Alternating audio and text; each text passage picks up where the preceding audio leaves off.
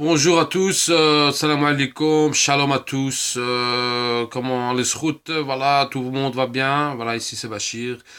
J'espère que vous allez bien, tout le monde va bien, ben ça fait un petit temps, oui, je sais que ça fait un petit temps. Ben, faut savoir qu'il y a eu le décès de mon papa, j'ai pas eu beaucoup la tête à faire des vidéos. Donc d'abord, avant de commencer, je vous tiens tous à vous remercier pour votre pensée envers ma famille. Ça m'a fait vraiment plaisir et touché au cœur. Et j'étais un peu ému parce que bon, j'étais étonné. Il y avait beaucoup de personnes qui, quand même, ils ont été présents ce jour-là à la prière, bien sûr. Mortuaire de mon papa, la mosquée Hamza, ça m'a fait plaisir. Il y avait aussi certaines personnes du monde politique, alors que c'est vrai que la politique, vous savez très bien que moi, la politique, on fait pas bon ménage. Mais par respect, franchement, ça m'a fait plaisir. Donc, je vous remercie beaucoup. Deuxièmement, je vous souhaite tous un joyeux Noël et je vous souhaite une très très bonne année 2019. Et j'espère que vous allez tous vous enrichir cette année et que vous aurez plus la crise des gilets jaunes. Ça va? J'espère que les gilets jaunes vont se remettre au travail et j'espère que tous les présidents de l'Europe ou quoi que ce soit font un effort pour voilà que tout le monde soit bien, tout le monde a un bon salaire et tout le monde mange bien et qu'il n'y a plus de clochards dans la rue. Cela me fera beaucoup plaisir. Mais en fait, revenons aux actualités. Donc, c'est pourquoi j'ai fait cette vidéo concernant, bien sûr, vous allez me dire, oui, le Maroc. Ben oui, le Maroc. Pourquoi le Maroc? Parce que ça me touche aussi ce qui se passe au Maroc. Parce que vous savez, on vit, nous, les Belges marocains, on a deux nationalités. Des fois, on ne sait pas où ce qu'on est, soit on est marocain, soit on est belge. Mais bon, pour moi, je suis 50-50. Donc, je fais pas beaucoup de différence entre mes deux nationalités. Mais pour moi, c'est 50-50. Donc, je parle bien sûr de ce qui s'est passé au Maroc avec ces deux touristes. Hein, mais malheureusement, que toutes mes condoléances à leur famille, bien sûr. Et paix à leur âme. Et franchement, je parle de ces charlatans, ces personnes qui n'ont pas de cœur, qui n'ont pas de cerveau, qui ont été vraiment euh, dans une situation vraiment, comment dire ça, de barbares, quoi. C'est des barbares, ces gens, quoi. Ils sont partis égorger ces femmes-là. Mais vous avez pris pour qui ces femmes-là, Msakin? Hein? C'est des gens comme nous. C'est des gens, ils voulaient juste aller visiter le Maroc, les montagnes, ils font de la randonnée, ils aiment bien le Maroc, ils laissez-les visiter le Maroc. Pourquoi vous allez salir l'image encore des Marocains ou des musulmans pour leur dire comme quoi, ah ouais, voilà, maintenant ils vont dire, ah ouais, mais encore les Marocains, ben voilà, faut pas vous étonner, hein, après vous n'avez pas de travail, il n'y a rien du tout. Parce que les gens, ils commencent à avoir peur aussi maintenant des Marocains. Mais faut pas que ça se propage, cette maladie. Parce que l'islam, en fait, c'est quoi aujourd'hui? Nous, les musulmans, on doit montrer le bon exemple. Je vais vous expliquer pourquoi ces gens ils sont comme ça et ils deviennent des barbares et des terroristes. Parce que ces personnes vivent au XIVe siècle. Dans le Coran, les paroles de Dieu parlent du XIVe siècle. Ils ne parlent pas de 2018, ni de 2019, ni de l'an 2000. C'est vrai qu'ils parlent du présent, du passé et du futur, c'est vrai.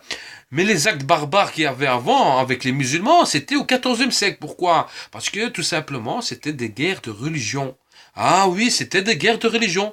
C'était les Quraysh avec les musulmans. Les Quraysh, c'était des gens qui adoraient des idoles et voulaient pas laisser la Mecque aux musulmans, parce qu'il faut savoir que la Mecque appartenait aux musulmans et elle a été colonisée par des Quraysh. Les Quraysh, c'était des gens qui adoraient des idoles, et ils pensaient que voilà, c'était un peu près comme Pharaon qui adorait des statues, qui pensait qu'il y a des esprits qui lui parlent, mais en fait, c'était pas des esprits, c'était juste des démons qui parlaient avec lui, et voilà, pour finir, il a coulé en la mer, tout simplement. Donc, revenons à ce qu'on dit concernant ces choses barbares qui se passent au Maroc, c'est inadmissible. Je condamne cet acte de terrorisme et ce fléau dévastateur. Il est temps qu'on, nous, les musulmans, d'attraper tous ces gens qui essayent de faire tous ces attentats ou quoi que ce soit et les mettre en prison une fois pour toutes et qu'on n'en parle plus. Nous, ce qu'on veut aujourd'hui, c'est de vivre ensemble. Vivre ensemble, c'est quoi? C'est vivre avec son voisin juif, son voisin catholique, hein, sa copine juive ou sa copain musulman et qu'on marche tous ensemble et arrêter de faire des stigmatisations ou perdre votre temps à regarder qu'est-ce qu'elle a comme voile ou quoi que ce soit. On n'a rien à foutre de tout ça. Nous ce qu'on veut aujourd'hui, nous la jeunesse aujourd'hui, hein, ce qu'on veut les jeunes aujourd'hui, ben c'est de vivre ensemble tout simplement. Moi j'ai des amis de tous les continents, j'ai pas de problème avec eux. J'ai des amis juifs, musulmans, catholiques, je suis de confession musulmane. Et alors, on se rigole ensemble. Des fois c'est vrai, on n'est pas d'accord avec ce qu'on dit, mais voilà, on marche toujours dans le même chemin. Après, bon, la pensée de chacun et de l'autre, c'est pas notre problème. C'est pas parce que tu aimes pas ma religion que je vais t'égorger.